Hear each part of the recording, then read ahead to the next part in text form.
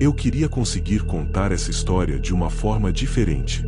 Queria conseguir dizer que foi só um pesadelo da infância, ou uma invenção da minha cabeça, como muita gente tenta me convencer até hoje. Mas não dá. Não quando você passa a vida toda com aquela sensação de que tem alguma coisa errada, como uma pedra no fundo do estômago, mesmo depois de adulto. Eu não estou tentando assustar ninguém com isso. Estou tentando me livrar do peso. Essa história começou quando eu tinha uns 9 anos. Minha mãe precisava trabalhar o dia todo e me deixava na casa da minha avó. Era uma casa antiga de interior, numa cidadezinha onde todo mundo conhece todo mundo. Sabe aquele tipo de casa que parece que foi construída para guardar segredos? Pé direito alto, corredor comprido, portas pesadas de madeira maciça, um silêncio estranho nos cantos. Tinha cheiro de madeira úmida e talco. O tipo de lugar onde o tempo parece andar mais devagar. Minha avó era uma mulher severa, mas doce. Muito religiosa, daquelas que passavam o dia escutando a rádio católica e rezando. Ela era o tipo de pessoa que parecia saber mais do que dizia. Sempre com uma expressão de quem escondia alguma coisa. E eu percebia, mesmo com a pouca idade, que existia um assunto proibido naquela casa: o quarto dos fundos. Era a última porta no final do corredor. Sempre trancada. Nunca, em hipótese alguma, eu via aquela porta aberta. E sempre que eu perguntava, a resposta era a mesma, seca, com os olhos fugindo do meu rosto. Ali não entra, entendeu? Nunca. Às vezes ela nem precisava dizer, bastava o tom. Aquilo, é claro, só aumentava minha curiosidade. Na frente da porta, havia um pequeno tapete escuro, sempre muito bem alinhado. Eu lembro de um detalhe que me incomodava desde cedo. Às vezes, eu via que o tapete estava meio torto, ou com as bordas dobradas, como se alguém tivesse passado por ali com pressa. Só que minha avó não deixava ninguém chegar perto.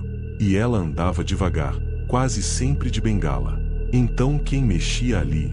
Um dia, enquanto ela dormia na poltrona da sala, eu criei coragem. Peguei o molho de chaves que ela deixava pendurado na cozinha e fui até a porta. As mãos tremiam. Lembro até hoje da textura fria da chave e do som que ela fez quando girou, um estalo seco que pareceu ecoar pela casa inteira. Eu abri só uma fresta. O quarto estava escuro, mas tinha uma luz fraca entrando pela janela. E foi então que eu vi. Havia uma cadeira no centro do quarto. Uma cadeira de balanço. E ela balançava sozinha. Não havia vento. Não havia janela aberta. A cadeira se movia devagar, para frente e para trás. E o pior, havia uma marca no chão, como se algo pesado tivesse sido arrastado dali até o canto do cômodo. Fechei a porta com força, deixei a chave cair e corri. Não falei nada para minha avó naquele dia.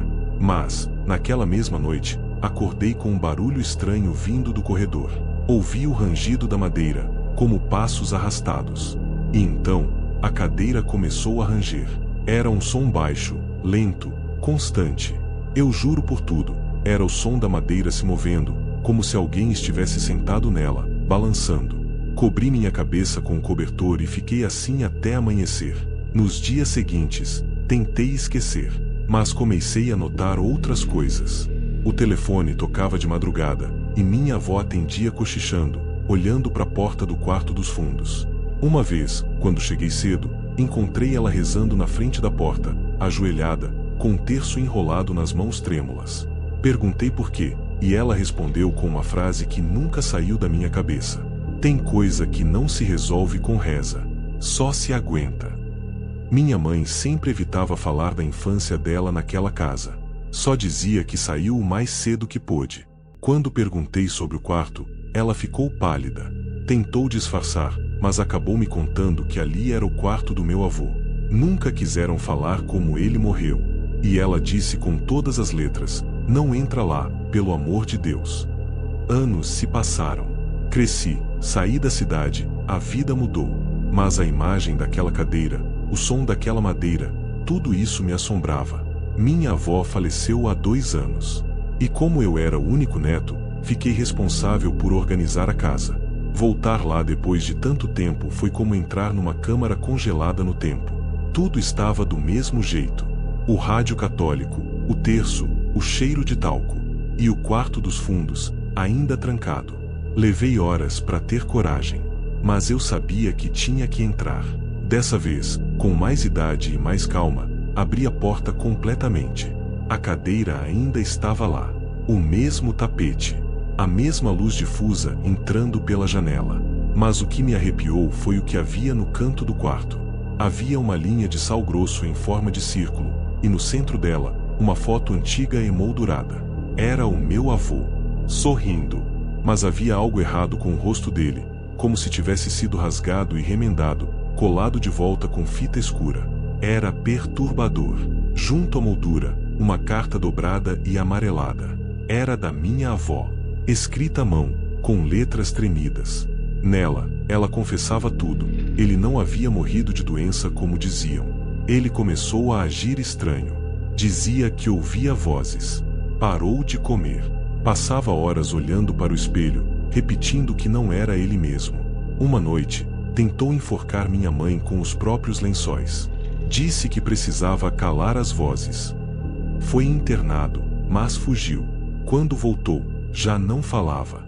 Só ria. Ficava sentado na cadeira de balanço. E então, uma noite, ele morreu ali, de olhos abertos, sem explicação. Depois disso, coisas começaram a acontecer. A cadeira continuava se movendo. Objetos desapareciam. A porta batia sozinha. E foi por isso que ela fechou o quarto e tentou conter o que estava ali. A carta terminava com as palavras: "Se você leu isso, me perdoe. Eu fiz o que pude, mas ele ainda está aí." Não consegui dormir naquela noite. O ranger da cadeira voltou. E mais, eu ouvi risos. Saí da casa às pressas no dia seguinte. Nunca mais voltei. E até hoje, às vezes, no meio da madrugada, ouço aquele som. Um barulho lento, como madeira se curvando sob um peso invisível. E eu sei que não é imaginação. Às vezes, quando fico em silêncio, ouço a voz da minha avó dizendo: "Tem coisa que não se resolve com reza, só se aguenta." E eu tô tentando. Mas tem dias em que eu sinto que ele ainda me observa. Que o que estava naquele quarto não ficou para trás. Porque tem coisa que quando entra na sua família, não sai mais.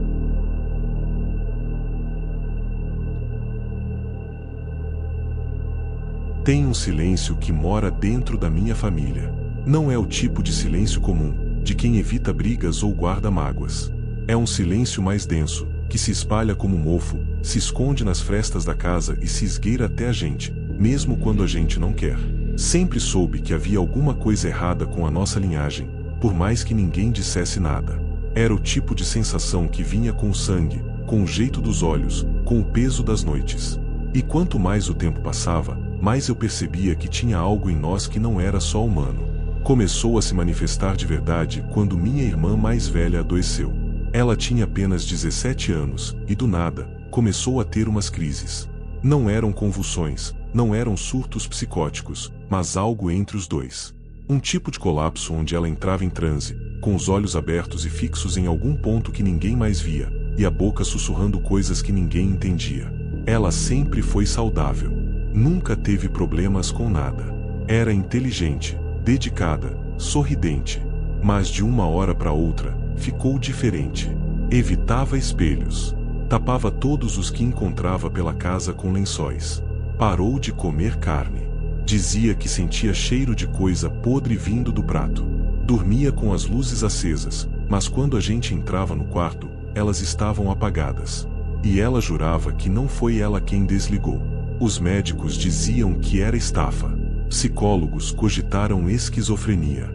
Mas ninguém explicava por que ela acordava com marcas nos braços, como arranhões profundos, ou porque a cama arrastava sozinha à noite, fazendo um barulho insuportável, que ecoava pelas paredes da casa inteira.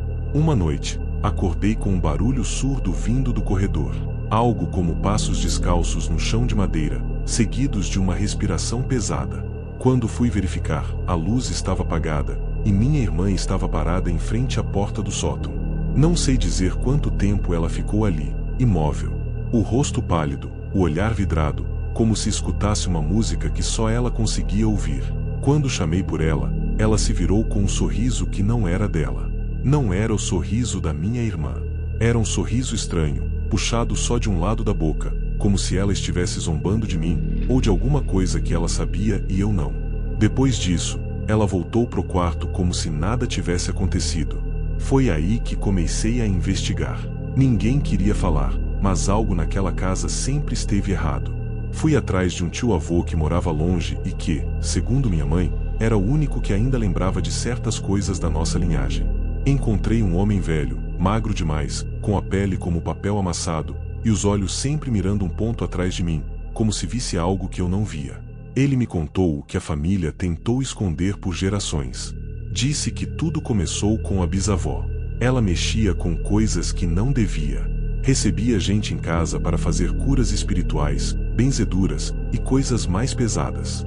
Não era religião. Era outra coisa. Ele dizia que ela abriu a porta para o outro lado e esqueceu de fechar. Falou que os filhos dela, os avós da minha mãe, já nasceram com algo estranho nos olhos, um brilho que parecia ver além da carne. Um dos irmãos morreu pequeno, afogado numa bacia, sozinho no banheiro. Outro desapareceu numa madrugada, e o corpo nunca foi encontrado. A família resolveu silenciar tudo, fingir que nada era real. Mas, de tempos em tempos, um dos descendentes recebia a herança. Era assim que ele chamava. Um peso que passava de geração em geração. Ele mesmo sentia que havia escapado por pouco. Mas minha irmã, talvez tivesse sido a escolhida da vez. Voltei para casa sem saber o que fazer. Tentei alertar meus pais, mas eles disseram que era loucura. Que esse tio era perturbado e que ninguém devia dar ouvidos a ele. Mesmo assim, continuei prestando atenção. E foi aí que as coisas pioraram. Começamos a encontrar ossos no quintal. Primeiro pequenos, como de galinha. Depois maiores, que não sabíamos identificar. Sempre limpos, enterrados bem fundo, como se alguém estivesse tentando escondê-los há muito tempo. Minha mãe achava que era algum animal que os gatos arrastavam para lá. Mas os gatos nunca cavavam. E os buracos pareciam feitos por mãos humanas. Minha irmã começou a falar com alguém. Dizia que era uma mulher de branco que ficava no canto do quarto.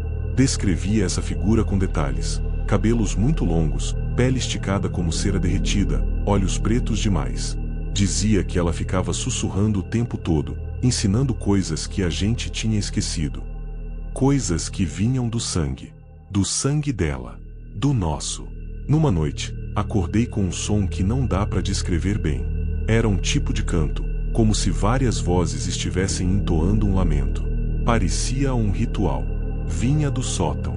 Quando subi, encontrei minha irmã no centro do cômodo, sentada num círculo desenhado no chão, cercada por símbolos riscados com algo escuro que parecia tinta, mas tinha cheiro de ferro. Ela estava em transe, repetindo palavras numa língua que não era nossa. E o mais assustador, atrás dela havia algo. Uma silhueta alta demais, curvada, feita de sombra. Um contorno que os olhos rejeitavam, como se fosse um erro na realidade. Quando eu gritei o nome dela, aquela coisa desapareceu. Num piscar de olhos. Ela caiu no chão e começou a chorar. Dizia que não aguentava mais, que aquilo estava dentro dela. Que estava usando o corpo dela para se manifestar. Foi internada depois disso. Tentaram de tudo. Remédios, terapias, isolamento. Nada funcionava. As crises continuavam, sempre mais intensas, mais violentas. Às vezes ela escrevia nas paredes com o próprio sangue. Dizia que era uma linguagem antiga, que precisava ser passada adiante. Pouco antes de morrer, ela me chamou até o hospital. O quarto estava gelado. Ela estava magra, os olhos fundos, a pele quase translúcida. Me fez prometer que eu nunca teria filhos. Disse que, se a herança não ficasse com ela, ia pular para outro. Foi enterrada numa manhã nublada. No velório, o caixão foi lacrado. Disseram que era por causa do estado do corpo. Mas eu sabia que tinha algo mais. As enfermeiras se recusaram a tocar nele. O padre que veio fazer a cerimônia teve um mal súbito antes de terminar a oração. Teve que ser substituído. Desde então, vivo com medo de ser o próximo. Às vezes acordo no meio da noite com aquele mesmo cheiro de ferro. Às vezes vejo o contorno daquela silhueta no canto do meu quarto. E há noites em que eu também tapo os espelhos. Porque sinto que ela ainda me observa. E sei que a herança continua procurando um corpo novo.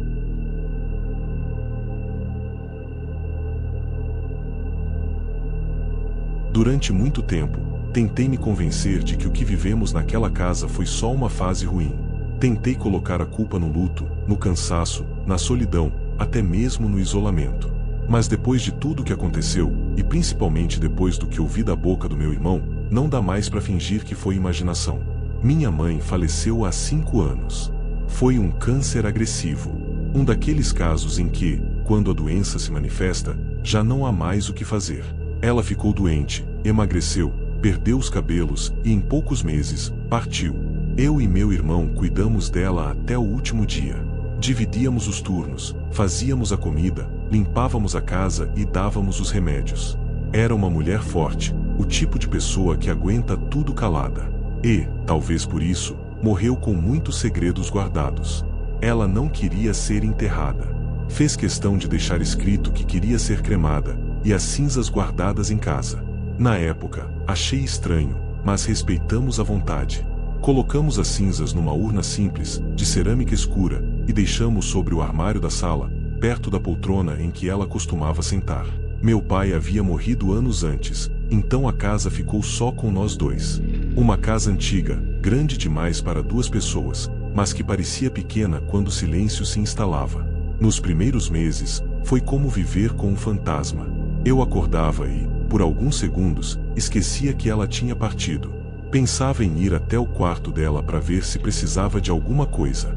E aí, quando caía a ficha, vinha aquela dor no peito. Um tipo de ausência que deixa o ar mais pesado. Só que, com o tempo, percebi que não era só ausência. Havia algo mais.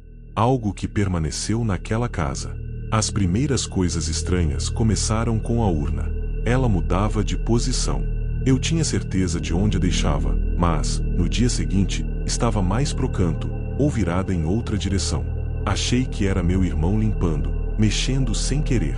Quando perguntei, ele disse que não tocava naquilo, que não conseguia nem olhar. Depois veio o cheiro. Um perfume específico, que só minha mãe usava. Algo floral, suave, que ela aplicava toda noite antes de dormir. Começou a aparecer nos cômodos sem explicação. Às vezes eu entrava na cozinha e o cheiro estava ali, mesmo que não houvesse mais nenhum frasco daquilo na casa. Outras vezes, vinha do corredor ou do banheiro, sempre nos horários em que ela costumava passar por ali. Tentamos ignorar, dizer que era só lembrança, que o cérebro prega peças quando a dor é grande demais. Mas então vieram as vozes. Começou comigo. Uma noite, acordei com alguém me chamando. A voz vinha da sala. Era a voz da minha mãe. Calma, baixa, como um sussurro carinhoso. Me chamava pelo nome, como fazia quando eu era criança. Levantei assustado, com o coração batendo na garganta, e fui até a sala. Estava vazia. A urna no mesmo lugar. As janelas fechadas. Mas o perfume dela estava no ar, forte, como se ela tivesse acabado de passar por ali. Voltei pro quarto tremendo, tentando fingir que era só o cansaço. No dia seguinte, não falei nada pro meu irmão. Mas ele estava estranho. Pálido, com os olhos fundos, como se não tivesse dormido. Perguntei o que houve e ele disse que ouviu a mãe chorando no banheiro. Que ficou com medo de abrir a porta. Que ficou parado na frente, ouvindo o som do choro e do soluço. Quando finalmente criou coragem e abriu, não havia ninguém lá dentro. E o espelho estava coberto de vapor, como se alguém tivesse tomado banho quente há poucos minutos. As coisas começaram a piorar. A urna caiu no chão sozinha uma noite. Estava no armário, estável, e de repente se espatifou. As cinzas se espalharam pelo tapete. Meu irmão entrou em desespero, chorando, gritando, dizendo que aquilo era culpa minha, que eu devia ter respeitado mais, que alguma coisa estava errada. Varremos tudo em silêncio e colocamos as cinzas num novo recipiente, de vidro, que deixamos trancado no armário. Depois disso, os objetos começaram a se mover. Portas batiam sozinhas. Luzes piscavam.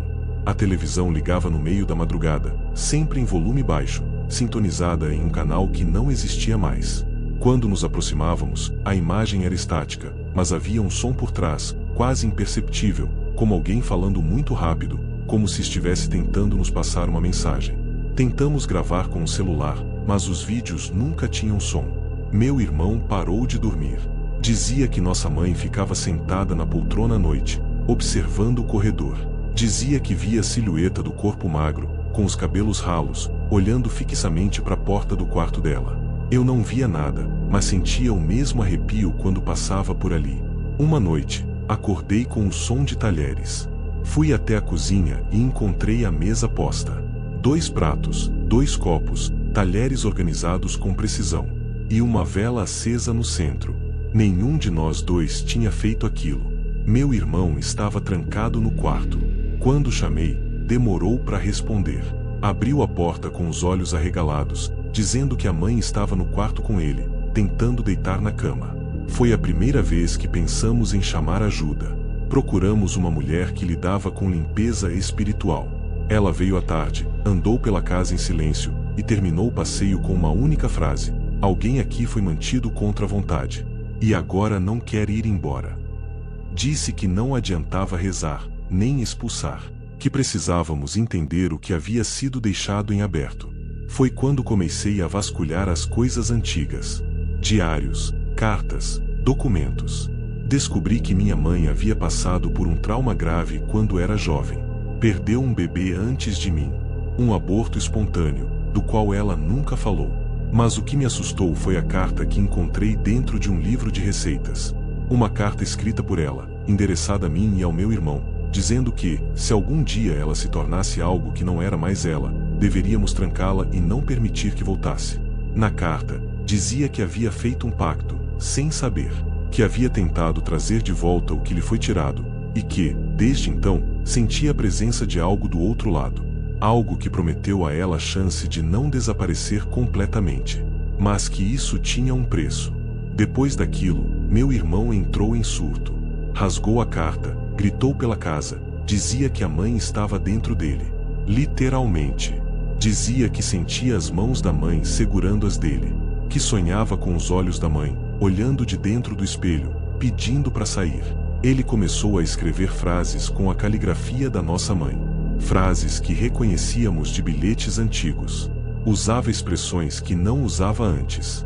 E uma noite, enquanto jantávamos, ele inclinou a cabeça para o lado e perguntou, com um sorriso sutil: "Você ainda gosta daquele bolo de fubá com erva doce que eu fazia?"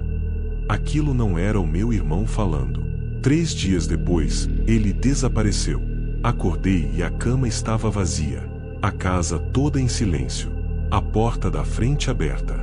E a urna, quebrada novamente, com as cinzas espalhadas no chão da sala. Nunca mais o encontrei. A polícia procurou por semanas. Amigos, vizinhos, conhecidos. Ninguém soube de nada. Não havia vestígios. Nenhuma pista. Nada.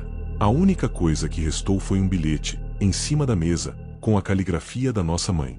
Dizia apenas: "Agora estamos juntos." Vivo sozinho desde então. Mas toda noite, quando o silêncio toma conta da casa, ainda sinto o perfume. Ainda ouço a voz. E às vezes, ao olhar para o espelho, vejo um par de olhos que não são meus.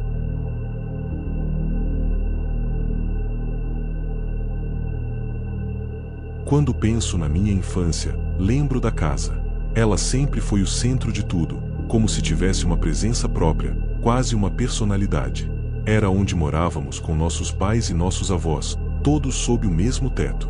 Um sobrado antigo, mal ventilado, com madeiras rangendo sob os pés e paredes tão grossas que pareciam esconder mais do que sustentavam. Cresci ouvindo meus avós dizerem que a casa estava viva. Na época, achava que era só maneira de falar. Hoje, sei que estavam dizendo a verdade. A primeira vez que percebi algo errado foi quando meu avô adoeceu. Ele passou os últimos meses de vida acamado, em um dos quartos do andar de cima. Ficava horas olhando fixamente para a parede oposta da cama, como se visse alguma coisa ali. Nunca dizia o que era. Quando perguntavam, desviava o olhar e respondia com evasivas. Só começou a ficar mais direto nos últimos dias, quando começou a murmurar para si mesmo. Certa noite, acordei com barulhos vindo do quarto dele. Vozes baixas. E não era só ele falando. Tinha outra voz. fraca, arrastada, sussurrada, respondendo de volta. Lembro de ficar parado no corredor, com o coração batendo forte. Encostei a cabeça na porta e ouvi a voz dele dizer: "Eu já disse que não. Vai embora. Aqui não."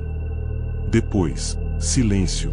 No dia seguinte, ele não estava mais falando coisa com coisa. Chamava por pessoas que já tinham morrido, dizia que havia alguém dentro das paredes. Meus pais diziam que era só a mente dele falhando, que era normal em pacientes terminais. Mas comecei a prestar mais atenção. As paredes daquele quarto estavam úmidas. Mas não era infiltração comum. A umidade formava desenhos. Linhas retorcidas, quase como dedos compridos pressionando de dentro para fora. Meu avô morreu 2 dias depois. Sozinho, no meio da madrugada. O que deixou todos em choque foi a posição do corpo. Ele estava fora da cama, de joelhos no chão, com o rosto colado na parede, como se estivesse tentando atravessar para o outro lado. Depois que ele se foi, o quarto ficou vazio, mas ninguém mais conseguia dormir ali. Meus pais até tentaram usar o cômodo como escritório, mas sempre acabavam se mudando para outra parte da casa. Alegavam desconforto, dores de cabeça, calafrios. Eu, por curiosidade, entrava lá de vez em quando, sempre com a sensação de estar sendo observado. Foi nessa época que comecei a ouvir os ruídos. Batidas abafadas atrás das paredes. Não vinham do telhado, nem do andar de cima. Eram batidas ritmadas, como se algo tentasse se comunicar.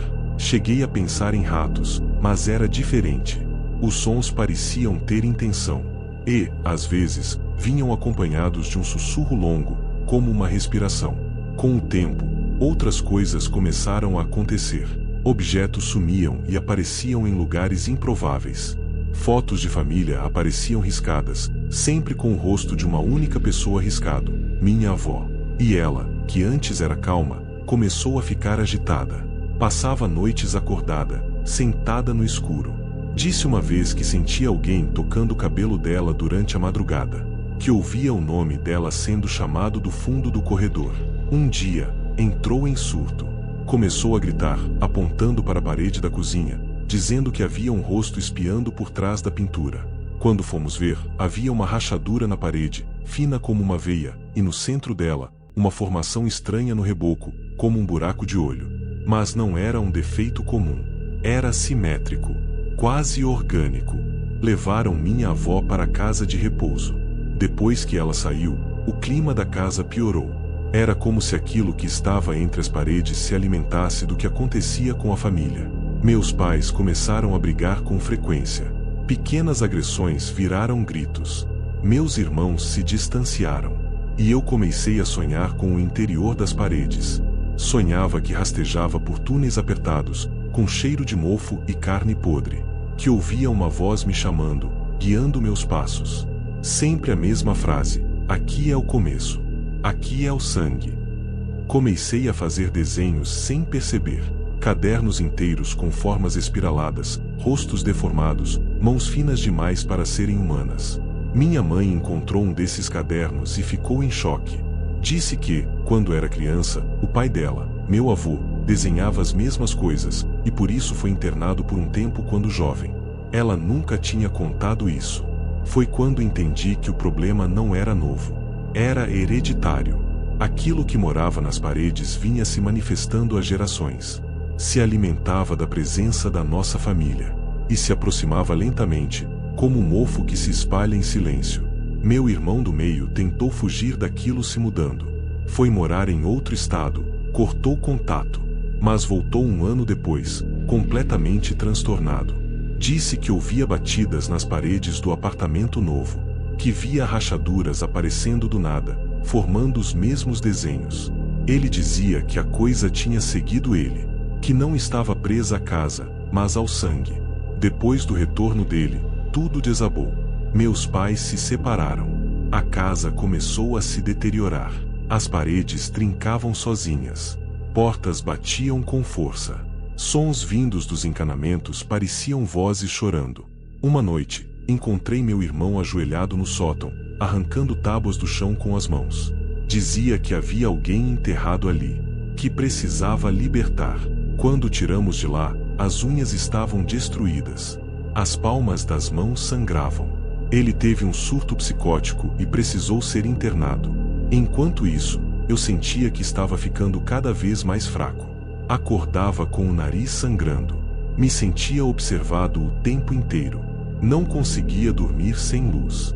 Sentia a presença do meu avô no quarto, não como lembrança, mas como algo ainda ativo. Como se ele nunca tivesse saído de lá, só mudado de forma. Comecei a ler sobre heranças espirituais. Descobri relatos parecidos, em outros lugares, famílias inteiras destruídas por presenças que se arrastavam através das gerações. Algo em comum sempre aparecia: casas velhas, paredes que escutavam, e um padrão de loucura que começava com sussurros e terminava em colapso. Uma noite, depois de uma sequência de sonhos recorrentes, acordei suando frio e fui até o quarto que foi do meu avô. A parede onde ele costumava mirar estava diferente. A tinta descascada formava uma espécie de portal visual. No centro dela, havia um buraco do tamanho de um punho fechado. Dentro, algo se movia. Coloquei o ouvido próximo e ouvi uma voz fraca, semelhante à minha, me dizendo para entrar. Dizia que já era tarde, que aquilo estava em mim agora, que fugir não era mais possível. No dia seguinte, abandonei a casa. Nunca mais voltei. Os que ficaram, se perderam aos poucos. Um primo desapareceu. Um tio foi encontrado morto em casa, com as paredes cobertas de símbolos. Até hoje evito falar com qualquer parente que mora ali. Evito saber. Mas o pior é que ainda escuto as batidas. Mesmo morando em outro lugar, mais moderno, com paredes de concreto e janelas grandes, de vez em quando escuto o som. Sempre à noite. Uma sequência de 3 batidas. Uma pausa. Depois mais 3. Como uma chamada. Como uma lembrança viva. E eu sei que está me chamando de volta. Porque não é a casa que está viva. É o que ela guarda. E isso corre em nós.